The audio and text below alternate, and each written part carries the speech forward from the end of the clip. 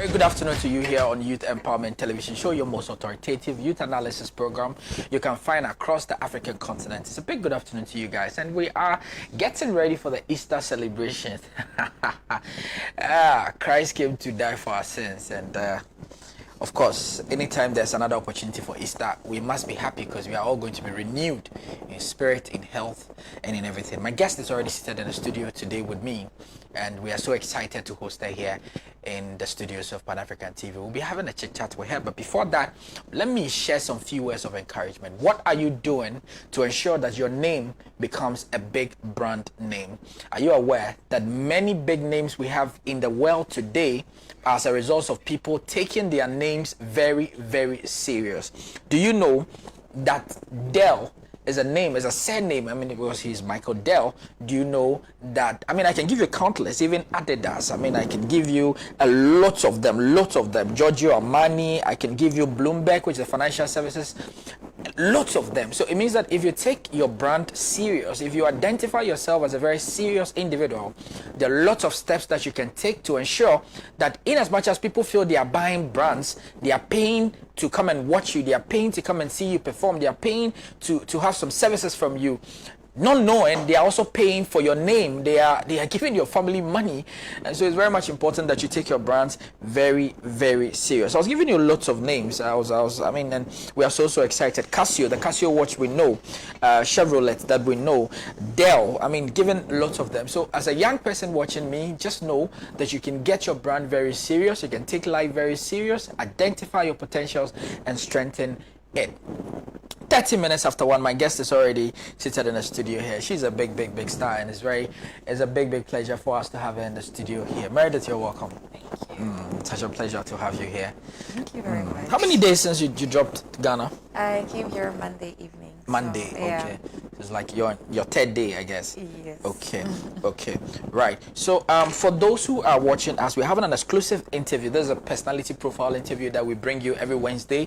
We pick young people who are doing very well, both home and abroad, and make sure that their lives become an example for many people that are also watching the show at the moment. I'm very happy to announce that Meredith Agent professionally is a singer, songwriter, performer. She was born and raised in Belgium, but originally from Ghana, with Ashanti and Ewa traits. Meredith expressed her love for music very early, and as a teenager she sang in church and school events. Versatile and very talented. She sings she did be, so what? I don't mind you. My producers are distracting me in my ear. Okay. Meredith expressed her love for music very early age. As a teenager, she sang in church and school events. Versatile and very talented. She sings between R&B, pop, Afrobeat.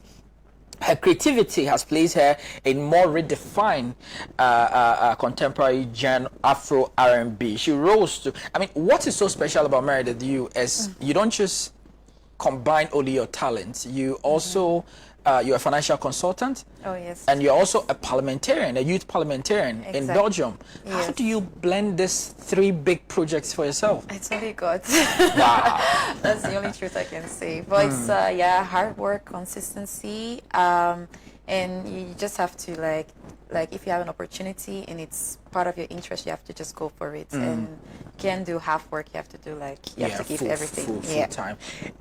How did music start? Let's look at this, because being a role model is not easy, and to combine all of it, being a professional woman yourself, how did you master courage? Because it takes a lot to stand in front of even church to sing.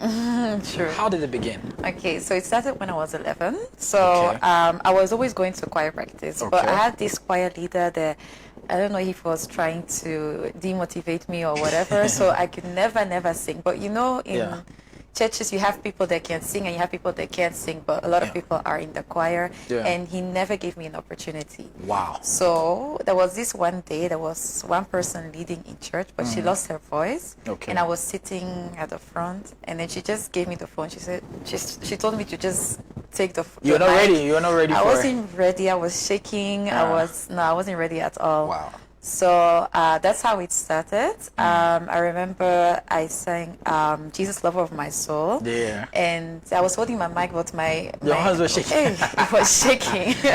It's not so, easy. Yeah, so that's how it started. Then I kept on going to choir practice, and then I got more opportunities, more solos and stuff. And then I realized I really, really love music, and yeah.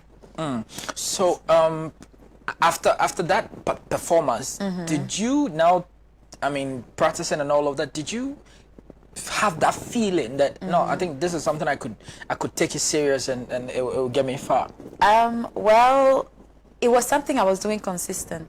I was going to choir practice every Saturday and all those kind of things, taking voice trainings and all those kind of things, but not really. I didn't really have on the back of my mind that I was going to like do something with music, because during, like, I was going to church, but then when I was 16, 17, I wasn't going every Sunday again, and then COVID happened, and then after that, that's where I got active again. Okay, so guys, if you've just joined us, we're having an exclusive interview with Meredith, and she is a lot of things, but what we are concentrating now is her musical career, and she's doing so well. She's a financial consultant. She also a youth parliamentarian in we'll come to get a proper understanding of that, and as well, but her music, such a very huge platform she's enjoying, so it's very much important that such a strong personality gets profiled on our show, so that many young people also get inspired and also get involved with the whole project that we're having here. Okay, so you can join the show by sending us a message on 0548503799, 0548503799. If you're watching us on Facebook, click the like button, make sure you share, so that people can also get to enjoy today's edition of Youth Empowerment Television Show. If you want to send a comment, make sure you drop your comment beneath the comment section. We'll read it for you as well as the show goes on. Wow. So, Meredith, tell us about this youth parliamentarian thing. How's it like? Well, it's not really a youth kind of thing. It's more like I am the youngest there. So, yes, the youngest. Parliamentarian in the district? In a district of, you have like Antwerp and you have Deurne. That's where we live. And yeah. So it's not really, my job is actually to take care of the youth, but I am not, it's not a youth parliamentarian. It's a very big office, but because you are young occupying that position, and the target is for young people. Exactly. Hey, politics, is this something you've also loved to be doing? I remember when I was young, I always wanted to be a lawyer, but then I realized what I had to study, so I gave up. But that was also part of my goals. But I wasn't really, if I might be honest, it just came my direction without me realizing. An appointment, right? Somehow, yeah. Okay. Okay. And one thing, guys, you're also going to realize is that in 2017, she won Miss Obasima. Yeah. Tell us about it. What was the pageant? Because we've seen pictures. We'll be doing our best to see if we can flip some pictures of the crown that she won. Such a huge impact in 2017 for you. How did that happen? So yeah, that was a pageant called Obasima, Miss Obasima 2017. Okay. I didn't really want to join. No, I didn't want to participate. So I don't know where I had the courage, but then one day I just said, okay, let me register. And I registered not because it was a typical pageant, but they were aiming for like strong women with ambition and all those kind of things. So we had different pageants in Belgium, but that one I really loved it because of the fact that they were focusing on ambitious women and being a role model for our community and those kind of things. Okay. So it means that the pageant was not just looking at you being beautiful or anything, but it was just looking at your ambitions and what you want to achieve for your community. Let me acknowledge Echo Judge, my own body. He's watching all the way in Holland. And so, bro, Charlie, thank you so much for making time to watch this. Okay. Wow. The next question I want to ask you may be difficult, but would have to handle it. I'll see if I can handle the question or not. Anyway, so what I want to ask you is simply financial consultancy. What really is your work on that? Well, I work in, like, let's say it's a company, and we always work with projects. So right now my project is by Mercedes-Benz, and the thing is, your project is with Mercedes-Benz. Okay. Exactly. And finance is finance, but it's different in every project. Okay. And right now we're let's say you have accountancy, but then you have us, and we just have to make sure that everything is okay before that department and stuff. You should be comfortable. Why are you still pushing so much energy in music. You're doing so well in music. You're doing so well in your financial consultancy. You're doing so well as a queen. You did so well too as well. Let me put that on record. And you seem to want to do everything at the same time.